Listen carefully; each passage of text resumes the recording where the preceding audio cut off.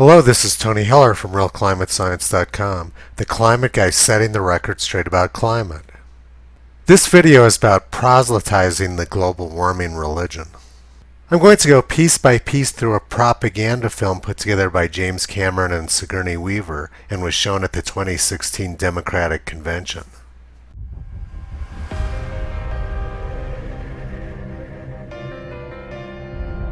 We all know it's happening.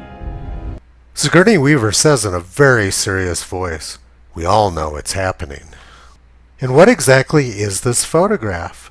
Well, it's a picture of shadows behind condensed water vapor, and it's been tinted orange to make it look like it's something bad.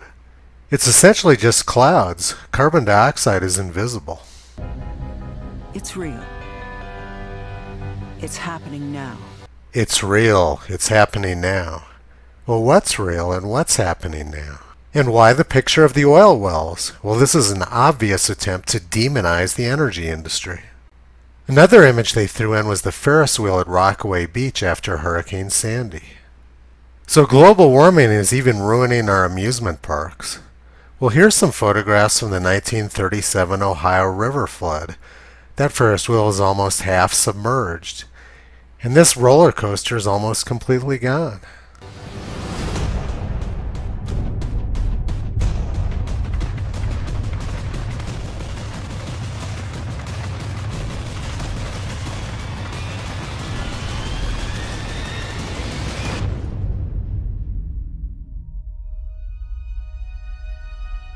The droughts,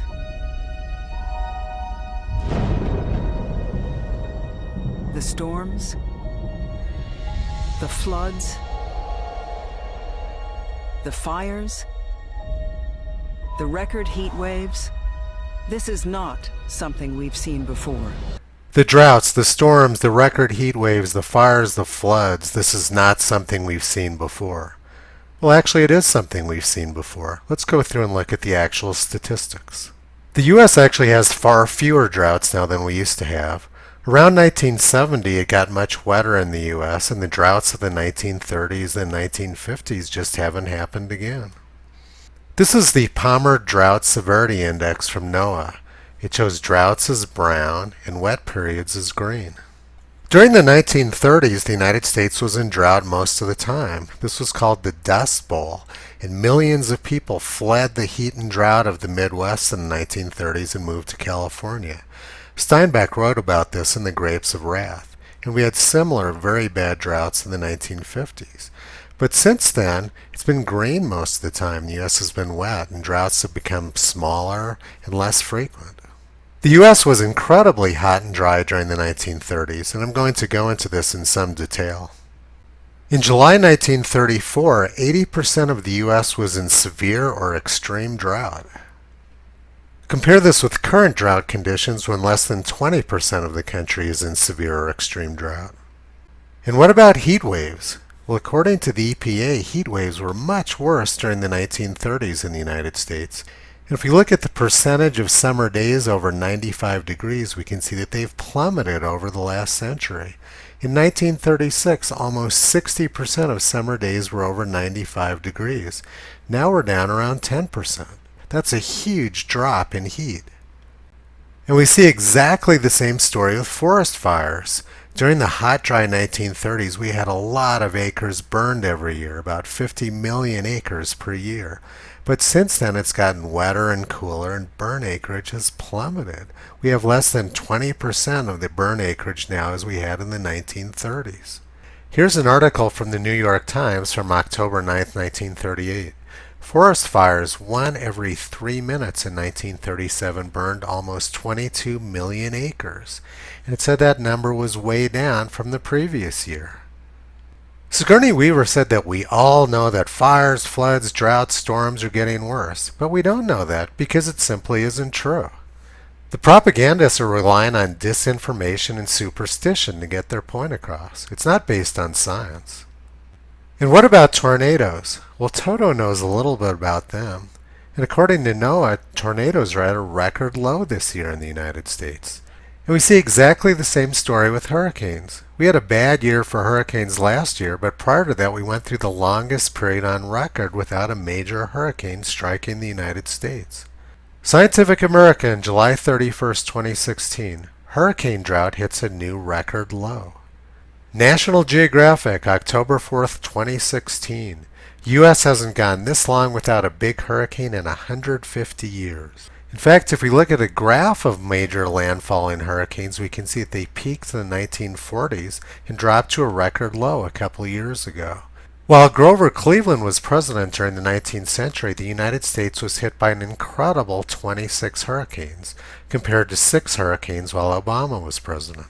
The U.S. has had some pretty bad hurricanes over time. In 1886, the city of Indianola, Texas was wiped off the map permanently by a major hurricane. And this was the Galveston Hurricane of 1900, the deadliest hurricane in U.S. history. Killed 10,000 people and wiped out most of the city of Galveston, Texas. And in 1926, Miami was destroyed by a massive hurricane. There is a wake-up call here. There's a reality that has existed for a long time that we have been blind to. This breaks my heart. We shouldn't have to be going through this. It's not our fault. I thought it needed to rain last year. I thought it was just another dry spell and we'd be out of it, but it is more than a dry spell. Harvest was done in Kansas almost by the time it normally started. It was like somebody flipped a switch. And it quit raining, it got warm, and it just stayed that way. Crops are failing, food prices are rising, communities are threatened. Our children are at risk. In that segment, they were trying to scare us about crop yields and drought in Texas. Well, the claims made at the Democratic National Convention were the exact opposite of reality. Crop yields have been increasing year after year to record highs. The agricultural press describes this as monster crop yields. And why are our crop yields increasing? Well, 2 of the main reasons are, 1, it's getting wetter, as we've already seen, and the other is that we have more carbon dioxide in the atmosphere. This makes plants grow faster. Greenhouse operators pump carbon dioxide into their greenhouses in order to make the plants grow faster. In fact, it makes them grow much faster and use much less water. So the very gas which is being demonized by the Democrats, carbon dioxide, is exactly what the plants need to keep the crop yields increasing to record levels in the future. Now I'm going to show you just how cynical James Cameron and the Democrats are. Remember that the convention was held in 2016. Well, Texas was actually having their second wettest year on record, and they claimed they were having a drought. So what are the Democrats up to with all this fake global warming hysteria? Well, H.L. Mencken explained this a long time ago. The whole aim of practical politics is to keep the populace alarmed and hence clamorous to be led to safety by menacing it with an endless series of hobgoblins, all of them imaginary. All these claims being made about climate change and global warming are the exact opposite of reality.